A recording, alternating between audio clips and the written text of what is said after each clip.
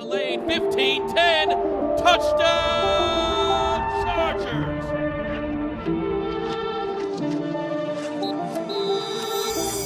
What's up, everybody? Welcome into a training camp edition of Chargers Weekly. Joint practices with the New Orleans Saints. Day one of the books, as always, joined by Matt Money Smith. Interviews with Gerald Everett and Sebastian Joseph-Day coming up. But, buddy, you and I decided to stay on the offensive side of the field today. I thought the one-on-one period, Chargers receivers were catching everything. It's hard to glean. And as somebody who's not a coach or a scout, you don't know exactly what they're trying to do. But everybody said, good first day of work, especially on offense. Yeah, so typically we probably, had I thought about it, should have split it up so you could have watched the offense. I watched the defense, and we could kind of recap everything here. But, you know, that's normally what I'll do is I'll stay on one field the first day and go to the other field the next day. Yep. So tomorrow I'll end up watching the defense. But in talking to some folks, the defense had a great day. Derwin had a pick, said they really kind of matched up really well, perhaps even, got the better of the Saints offense. I think you could maybe say that as well on the Chargers side. I think the Saints defense maybe was slightly ahead, especially in the 11-on-11s. The red zone had a real tough time punching that thing in the red zone. Keenan had a drop in the end zone that was, like, what do you say, 9 times out of 10 he catches 10 times out of 10, in a game situation. So they actually, were able to get that opportunity. Moved the ball pretty well. I thought the ones moved the ball pretty well in the move the ball period of 11s. I thought the protection was good. Just felt like, and look, it's one of the better secondaries, right? You're talking about Marcus Lattimore and Bradley Roby and Marcus Mays out there to safety. It's a really good secondary, and I think those were some battles out there in the 11-on-11s. One thing I really took away, though, that to me is more important than anything else that was going on out there, just because of what a great camp he was having, is Josh Palmer got some big ones. Josh Palmer had a big one. He's back on the field. That's what I mean. So he's on the field. He's not just trying to make his way back. He picked up exactly where he left off, had some really good reps, and that's all right. Go on through. We're going to talk to you in a minute anyway, so you might as well just kind of make yourself comfortable. Sebastian going behind the camera. We'll get to him in a little bit, but that to me was probably. And also to have Hightower out there. John Hightower's had a really good camp. Both of them, out there moving around like they have been all camp long, I thought was very encouraging. Same goes for the offensive line. Trey Pipkins kind of been sort of, is he in, is he out, is he, Rashawn was out with the illness. I thought the protection was really good. I think that's probably what I'm most excited about, Chris, just watching the game on Sunday and how well Zion and Jamari played with their reps in there, just what the running game looked like with them, the holes they were blowing open, and to see it again here today, it's very exciting. What that O-line's going to look like. First of all, by the time you watch this or listen to this, you probably have already seen the clip of Keenan Allen's one-handed catch. It's great. Bradley Roby. I mean, Keenan's had a camp for the age. I mean, he looks to me like he's in his 5th year. Yeah. He's looked fantastic. Money mentioned Joshua Palmer, who left practice last week, and you're always concerned when you see a player of his caliber leave practice, but to see him out here, and I'll echo Money, just what Palmer was able to do today, I think you take great comfort in knowing that you can go 4 deep, no problem, a wide receiver. Hightower was a guy we were looking forward to seeing last week who did not play, that is going to get good work this week and then hopefully play on Sunday. So be another guy. And how about the guys we talked to on Chargers Weekly last week? Darius Davis gets his touchdown. Come sit with us, man. Good things will happen on Sunday. And then Isaiah gets a 71-yard touchdown called back, but he was averaging 5.2 yards a clip, I think. No doubt. So like you said, the running game was the best surprise, pleasant surprise, I think, of the weekend. No doubt. I mean, Joshua Kelly averaged 6+ yards per carry. I think Isaiah Spiller was just under that, and that's without the 71-yard run that would have put him at like 15 yards per carry. And then, of course, the star of the game. No iffy holding call. I mean, I don't know. Well, it gets called sometimes. Doesn't get called sometimes. And look, Jordan McFadden. It's in the jersey and it's a tug right in the hole where he's running through. What I would say is, I think Isaiah gets through that anyway. It didn't look like he was squaring him up. It might have been an arm tackle that slows him down a little bit. But you know what? What you take away from that is breakaway speed, right? So he's at the second level of the defense. He's slightly ahead of the secondary player. I don't know if it was a safety. I can't remember. I think it was a safety that was trying to run with him, and he's running away from him. Yeah. So, that's the takeaway. It's like, okay, so now we know Isaiah Spiller's got breakaway speed. He's running away. He's building a gap between him and the safety and making his way 71 yards into the end zone. He's not getting caught from behind. That's what was great about that rep that you can take away. Elijah Dotson obviously was the star of the game. I mean, hitting that corner and the burst was just incredible, not to mention the first touchdown where he just freaking trucks Torrance 3 yards in the air. Yeah, and look, we've talked about him, and you can see it out here, and that's what's great when you can see, just think about some of the players that we've talked about that have impressed us. Scott Matlock had a monster game. Like, he looked like, okay, he's not just going to make the roster. Obviously, he's going to make it. He was drafted. Well, I guess not all 6-round picks make it, but like, that dude's going to be in the rotation. And Austin Johnson was out here today, which was, I had no idea. We'll talk to Sebastian about that, but I had no idea he was going to be back in pass today. And he's taking reps, and he's doing 11-on-11s and the whole, the whole deal. Yeah. So that was beautiful. But like, Matlock's going to play, man. That dude wrecked shop against starters. So it's Thule, it's Rumpf, and it's Matlock on the interior. Rams started their O-line. Like, that's their starting O-line because they needed to get reps with those guys. With Avila, who's their second-round pick. With Alaric, they're trying to figure out what their combos are going to be. So, I don't think Noteboom or Havenstein were out there, but I don't think they were. They might have been. Point being, interior was there. That's their starting, Bruss, and those dudes were out there, and Matlock was wrecking shop. So that's encouraging. I know I'm not going in reverse here, Chris, but like, I think, takeaways, bread and butter, right? We talked about this with Isaiah Spiller. Like, hey, do you feel like, every run game kind of needs that play that you feel good about? And he was like, oh, yeah, we got it. And so I think you saw that, right? They were able to run through the tackles. They were decisive. The patience, of Spiller to kind of let that hole open up, and then he's through it. Like, it was a lot of fun to watch. Well, that was the missing link last year, and we've talked about how the offense really had to cater to the personnel last year, and how Austin was just getting dink and dunk and 127 targets. If the running game looks like that, Austin's not going to see 127 targets. Right. He's going to be fresh throughout the season, and you're going to, this is going to be a heck of a battle the next couple of games, Money, between Kelly and Spiller and Dotson. They waived Larry Roundtree because obviously Dotson outplayed him. Yeah. So and some of the when I say that it's hard to glean, you don't know what they're working on out here, right? You don't know what they're working on against the Saints. So, I thought that some of the offense today was a little bit slow. You saw some bright spots, but that running game on Sunday is what I'm looking forward to seeing in the game. Well, and if Elijah Dotson has another day like he did this past Saturday, I don't think there's any way they get rid of Joshua Kelly or Isaiah Spiller. So I think the conversation becomes, keep 4. How do we make room for 4 running backs? There are not a lot of teams that do that. And so I think that's where you start to ask, the question. The nice thing, one of the interesting things is going to be, we saw with Darius, and you asked him, you put it on him, you made him call a shot, and the 81 yards, that speed is crazy. That's legit. What did Money say? Or what did DJ say? It's real and it's spectacular. Exactly, and it is. And so that's the question. Like, hey, can we get away with having him be that? And now maybe you don't. You save a spot because Darius is going to get maybe some more offensive snaps. Can you figure out a way to make that work to take the top off? But that's kind of when you're trying to put 53 together, if he has another day like that, he ain't hiding on the practice squad. Yeah. A team's going to come get him. And so, when we talked to him after the game, DJ and I did, and, he mentioned he was very realistic about it. He's like, I got a lot of work to do. He's like, I got to up my special team reps. He goes, so he knows, because there's a lot of really good special teams players on this team. Eamon, Horvath.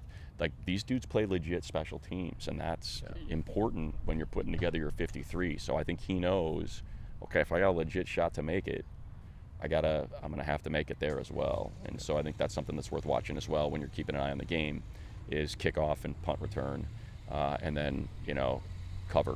Is he out there and what's he doing? So last week we talked to a pair of young guys that made a difference in the game, in Isaiah Spiller and Darius Davis. Today, figured we talked to a pair of starters that, this is where they're getting that work. Sebastian Joseph-Day in a little bit, but for all the talk of all these weapons on offense, I feel like sometimes this guy gets lost in the shuffle. Gerald Everett. All right, guys, as promised, tight end Gerald Everett joining us day one of joint practices with the Saints. Gerald, we always hear for the starters, this is the most important time of camp. What was day one like? Day one was cool. Obviously the sun was sunning, but that's why we have a tent. Yeah. No, it was a blast. We came out, got some good work, and they came out physical. So did we, and energy was pretty high today. I'm excited to see how tomorrow will face off. You always, Chris said it. Everybody talks about how valuable these reps are. Mm-hmm. How close is it to game? What is it about joint practices, particularly what you're going through, that makes this a big part of training camp? Well, joint practices gives you the element of practicing someone other than your own team, but New Orleans being a great organization, always had great players. And from my perspective, offensive player, they've always had a great defense. And, players like Cam Jordan, Marcus Lattimore, they're going to come out and they're going to play and give you a real game-like feel and scenario. So, it felt good coming out, scrimmaging against those guys and, popping the pads against other people than our own team. Gerald, we've talked so much about this wide receiving core. Yeah. I guess deservedly so, right, with Mike and Keenan and what Josh did last year and Quentin coming in. But what about Gerald Everett in this offense? I think about maybe your best game as a Charger was that playoff game, building on that success. Oh, yeah. That actually was probably my best performance of last season. I think, it came at the right time in the playoffs. That's how you kind of want to end the season. We didn't want to end it that way in the loss, but from my own perspective, I definitely felt like I was hitting my peak right at the right time, and it's when to go home. So, what more can you ask for? Is that weird for you to have played your best game in a game that ends that way and everybody's kind of feeling the way they are on the plane on the way home, but you really had a really good game? Yeah, the good performance doesn't really mean much if the team isn't victorious. But, as far as the season goes, I had a pretty decent season, but playoff game definitely was the epitome of my season. And, on the ride home, it was very depressing and the energy was very low on the plane. But, I had some good clips and something to kind of carry on to the next season and to the off season, and it felt pretty good.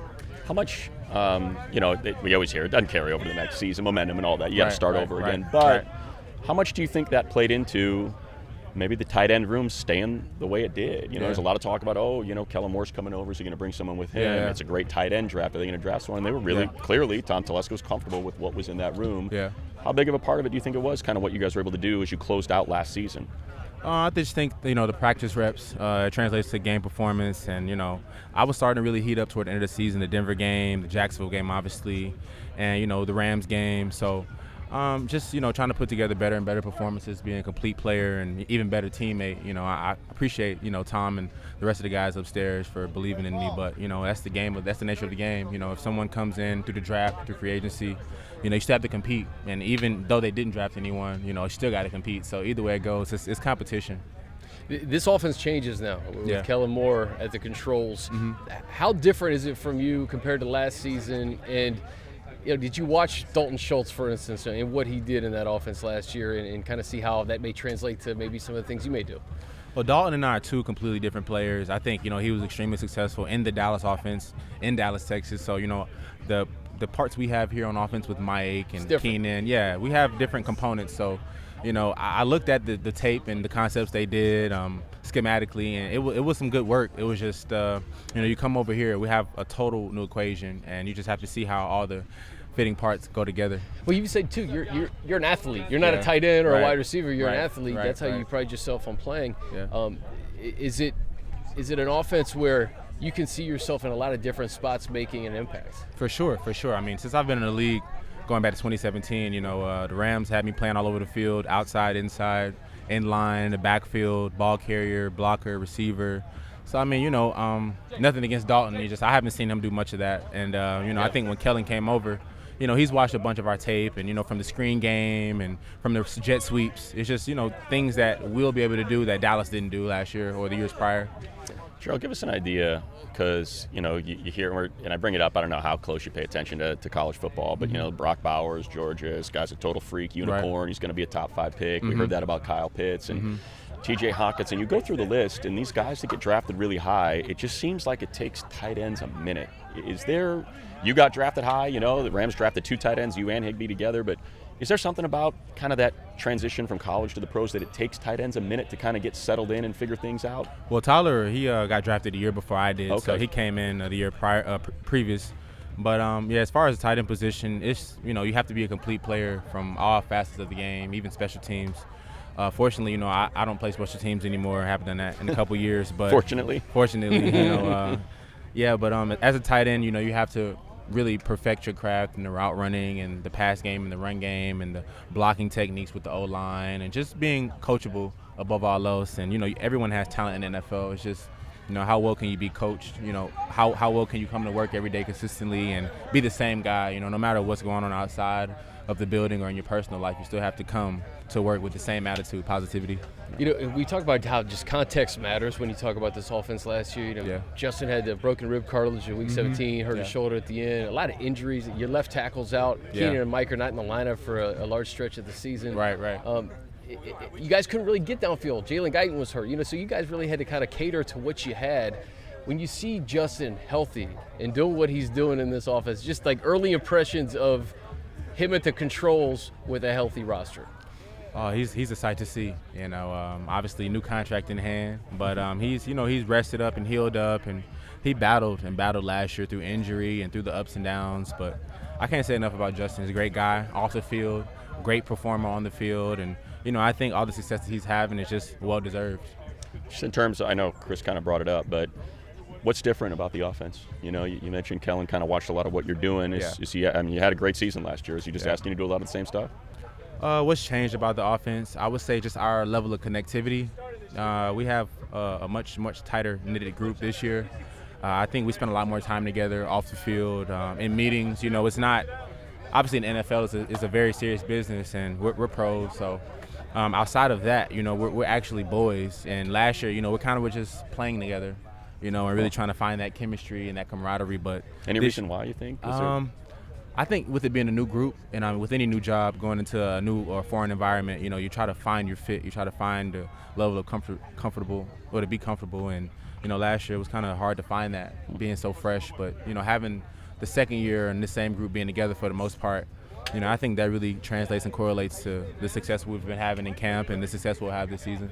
Do you feel that overall, like from a culture perspective, even the guys on defense, like Bash wasn't here. Right. That was his first year last year. Right. Some of these guys that Staley has brought in on both sides of the ball, I think you're seeing like baby steps, 9-8 to 10-7 to hopefully a Super Bowl run this year. Yeah. How does the locker room feel different right now in comparison to a year ago today? The energy, I would point at the energy. Just when I first came in, the defense obviously had more of a tighter group because they had been together for so long, and obviously, players come and go, coaches come and go, but they had a good foundation on defense, and obviously Brandon being a defensive coordinator-minded head coach, he's trying to keep these guys together, but offensively, it's a new group, and guys are coming from other teams, and as you saw, Nas retired last year, so, other than that, I don't think many defensive players left. So just our group coming together for that second year and really just having, that respect and just knowing what to expect from each other.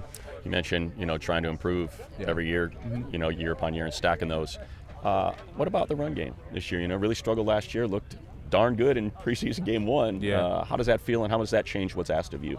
Well, that's credit to Coach Foster. The running backs, hitting their holes and making their reads and just trusting what they see. Obviously we had some top performers in the running back room last week, and the young guys, I can't say enough about them. They come to work and they're solid and trustworthy, and just keep building off of that day by day as camp progresses. Last thing for me, just the room, right? With Donald healthy and Trey. Any of these young guys caught your eye too, whether in the game or on practice field? Stone Smart for sure. Just making the transition from quarterback to tight end.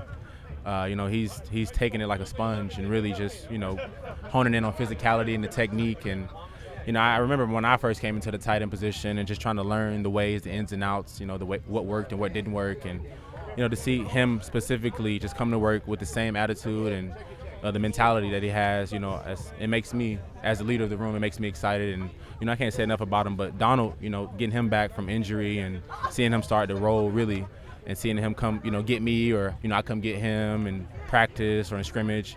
We have high expectations for the entire room, not just myself or for him, but from the coach's standard too. We want to just have a Super Bowl mentality, Super Bowl standard, and we're trying to chase that Super Bowl and have a good run this year. Last thing then, Gerald, just fun to watch from where we sit, high above in the preseason game to see the eruption for Elijah, the eruption for CJ Okoye. What is it? Do you feel like you guys have a job or a responsibility as veterans on that sideline that you guys actually do have something that you need to accomplish in those games that you're not playing in? For sure, responsibility, but I think, it has to be genuine. It has to be real.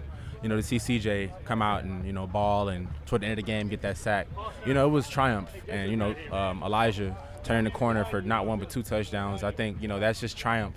Just seeing him find success in a new environment. Obviously, we're all fighting for a job and position on the roster. But, this is our lives and our livelihood. So, to see those guys come out and ball in their debut was amazing, really. So, what you saw on the sideline was just every bit of just feeling proud and, the connectivity that I mentioned before. We talk about this Chargers' explosive offense. Don't forget about number 7 come week 1 against the Miami Dolphins, Gerald. We appreciate your time, man. Thank you, guys. I appreciate it. He's number 51 in your program now. Sebastian Joseph-Day joins us here on Chargers Weekly. Sebastian, it's always hard to catch up with both fields. We were on this field today. Tell me what happened on your field. A lot of guys flying around, a lot of good communication, a lot of positive plays, but there's still so much room to improve, It's crazy. If you compare last year at this time when we had our joint practice to this time, night and day, definitely. And the scary thing is I feel like there's still so much more we could. Why is that? Why do you think? I just think, a lot of guys are comfortable. I think, and it's something I've been saying a lot to a lot of the media, it's one thing to when you get a bunch of new guys coming on the team, it's one thing to get those guys on the team. It's another thing to be a team, right? I feel like football is such a team sport that people need to play with each other to know how each other think, right? Like D-line, for example. D-line need those reps over and over and over again to know how I pass rush, how Morgan pass rushes with Khalil, or how I pass rush with Joey, or me knowing how Joey likes to do certain things. You know what I'm saying? Right. And same thing with the back end. It's about communication and feel, Derwin communicating to the other safety and the corners, and Eric, communicating with K9 and the safeties. It really is. It really is about reps, more time together, just getting comfortable. And I think that's what it is. I think a lot of guys are comfortable. Guys like K9 are super comfortable. Guys like JT Woods are getting super comfortable. Guys like Alohi are getting super comfortable. Guys like, Joey missed half a season. He's back, he's just picking up where he left off. So I just think, that's why I think there's still so much more that we can improve on, even though we're doing a good job so far. And I know it's kind of a long-winded, that's all right. Answer, but it's a great That's answer. the way it works. You ask the short question, you get the long answer. Yeah, you ask a long question, you get a short answer because you're it's tired a great of listening answer to us because talk. it also shows like the difference between last year and this year too. Like for you, how different does it feel as just like an overall leader? Because you were brought in to really kind of change the culture on this defense. You knew it. We saw your impact both as a leader and as a player. How is it different? I would just say, well, first off, there are multiple leaders here, Of course. I think even the transaction of bringing Eric here has helped tremendously. I think to answer your question, Rome wasn't built in the day. And it's about those little wins. It's about getting to know one another. It's about hanging out more.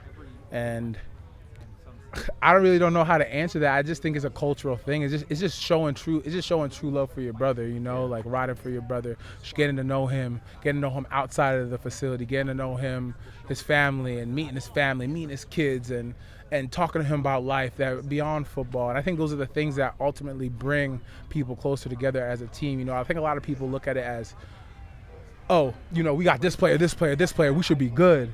But ultimately, it never works that way, man. It never works that way. And I know from example, because I've been around it. 2018, we had nothing but superstars in my previous employment with the Los Angeles Rams. We had Ndamukong Suh, Marcus Peters, Talib, Aaron Donald, Michael Brockers, like all first rounders, right? But we didn't win the Super Bowl, right? Because it wasn't that cohesive. Like, don't get me wrong, we were a good team. We were talented, most talented team on that field by far. But when it came down to that connectiveness, when it had to come down to the end and winning that game, that big game, we weren't able to get connected and do it. So I don't know. I guess my experience just kind of have seen it both sides, us winning it and us not winning it, what the difference was. Because honestly, if I keep it a buck in 2020, I don't think we were as talented as we were then. You know, we had our two very highly superstars were probably Jalen Ramsey and Aaron Donald. Right. But then what else? Then it was guys that got out the mud, guys like me, late round picks, Darius Williams, undrafted free agent. You know, and we were able to go and do what we did. So. Yeah, again, sorry, long-winded question. No, this is what we want. Long-winded answer. That's why it's a podcast. Right. Yeah, so you know all about podcasts. If that makes sense. We had a nice surprise today. Probably not for you guys, but see 98 with pads on. Yeah. All of a sudden, 98. Oh man, so, my boy AJ. Austin Johnson back out there. Yeah. Oh man, it's so good seeing that, man. I mean, you see a guy like that, vetted, putting in the work. Grinding through it, the way he got hurt, horrible, hate to see it, and see the way he's battled through adversity to come back, man. It's just a testament to his character, a testament to who he is as a person. Just to be able to battle through that and come back. Like, my man broke his femur, tore, something in his knee. Like, bro, I don't think y'all understand. Like, this guy went through hell and back. Then he had to get fixed up again. Something went wrong. So, seeing a guy like that be able to push through all that and be on that field, which a walking testimony of his hard work, dedication, and commitment to the game. And he's going to be a huge, huge boost for us coming this season. I'm just excited to get him back. I'm excited to get Tito back as well, because I don't know if y'all remember, but during the middle of that season, he was coming on. That San Fran game, boy, if Tito going to get hurt, remember, we were stuffed. Everybody wrote you off. We were at that San Fran game. I don't know if people remember. I know. I think it would have been a whole different game. We were stuffing that run, had Tito in there, had Covington in there. Then obviously Tito went down. Covington went down. So I'm just happy. I'm just happy for both of those guys. Tito too, he's working his butt off. So I'm just excited for those guys. And then guys who weren't here last year, these rookies. Tell me about Thule and Love Matlock. Dayon. Is Drake gonna be on the field this year? Nah, Dayon, man, he got some connections. He's got some clout now. I mean, listen, it's so funny. I'll tell you a hilarious story. So I was just telling. I just was talking to Dayon's pops and him, and I told him, I said, yo, I didn't even realize I interviewed his dad on Mike Tyson's podcast. Did you really? Yeah, so I didn't put two and two together that was his dad until he posted an article, and I was like, huh. How many years ago was that? It just happened. No, I saw the interview. Maybe a year ago. And I click on the his page. I see his dad. I'm like, that's Big U. I interviewed him in the thing. So I was like, that's crazy. It's a crazy small world. Yeah. Like how that works. His dad's an OG. huge influence in the LA community. Dayon's doing a great job, man. Physical, smart, plays fast. Scott, Big Red, he's playing his butt off too, man. I mean, I see why they drafted him. He's gonna be a really good player for us. I mean, good hands, good feet, real quick suddenness, quick change direction. I mean, Scott's gonna be a real good player, and Thule is a beast. I mean, Thule's nuts. He's 20. I know. And that's the thing. My boy's only 20 years old. I'm like, bro, you're going to be in the NFL for 10 years. Pension about to be crazy. Is that Mikey? Yeah, all right. And sky's the limit for those rookies, man. They're doing a standing job. I see why, they all got drafted. Tom and Coach did a great job with those guys, and they're doing such a great job. You're Rutgers guy, right? Of course. Yeah. So how you feel about now Rutgers maybe taking on UCLA, taking on USC next year? Rivalries. Some Jersey flavor, you know what I mean? You got Washington in there now. Some Jersey flavor in there. I actually played, funny enough, I played Washington. I played Washington State. I have not played UCLA or USC, so I'm. Was Shiano there? Was he your coach when you No, so you were right after him. Yeah, it was crazy. I had Flood, right? Then I had Ash, and then I dipped. I was out of here. I was peace. So Ash is in the NFL right now, I believe. I think he's with the Raiders. Last time I checked, but. Yeah, so it was Rutgers guy, you know what I'm saying? Got to bring that East Coast flavor. I don't know if you knew, I got the chopped cheese truck here. had to bring it over here, you know what I'm saying? The Riz got to bring it over here, and So you camping out too? You're camping out? Oh yeah, camping out. Listen. Yeah, of course. See, this is why I love I love being able to show another perspective of our players and coaches, because these fans, man, don't get me wrong, I love y'all, nothing but love, but they think we robots, you know? Like, they don't understand that we're human beings as well. You know, we got emotions. You know, they got amazing stories. Like, for example, I love telling the story of Coach Staley, like what he went through. And I'm not just saying this, to just, you know, just show love to Coach Staley, but his story is really amazing. Like, had cancer, beat it, and became a head coach. Came to, you know, started his way from JUCO. Yeah, D3. Then, you know, position coach, then us getting the #1 then with the Rams, #1 defense, and then now here, you know, like while battling cancer. Right. Like, you know how motivating that is for people to hear stuff like that? Seeing that Joey Bosa loves guitar, loves playing the guitar, and he's just a regular dude like everyone else. Like, I think what I love about that, because it gets to put the fans in perspective of the players, that, hey man, like, yeah, these guys are normal guys as well, and they got, you know, they got emotions, they got feelings, they went through a lot of things to get to where they're at, and it could be motivating for them, you know. They could use that as motivation as well. They could It's the do pads. they want. That's what it is. Huh? That's what's different about you guys is it's the pads and the helmet. There's a disconnect. Whereas basketball, baseball, See the face. you see it. See And it same all. thing kind of with hockey. 100%. You know, they got helmets, they're on Helmets. skates, they're behind glass. There's Yeah. just it's a little bit different. Are they really even helmets though? Well, if it were up to They're them, like, no. It's like this exactly. and glass. Exactly. It's like nothing. They would prefer not to be in helmets. They're so 100%. freaking crazy. They're crazy, man. This has gone off the rails, but you know, we don't want to keep it too long. No, that's fine.